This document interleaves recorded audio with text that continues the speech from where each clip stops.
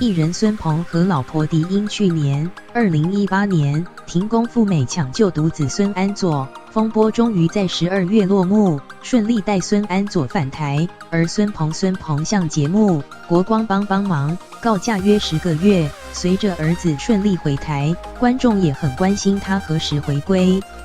制作人这么说了。根据联合报报道，没有任何理由不让他回来。制作人汤宗霖表示，孙鹏没有犯错，自然会回归。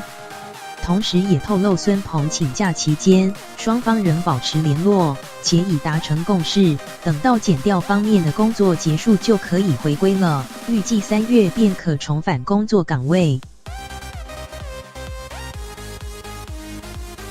但目前迪因看起来是没有回演艺圈的打算。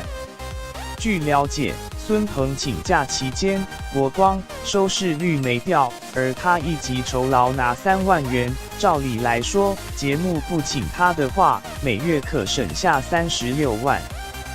但国光开播至今14年，算是长寿型节目，加上孙鹏是开国元老之一。制作人也说不是为了钱才做，而是有感情，而且有他在，节目会有特殊氛围。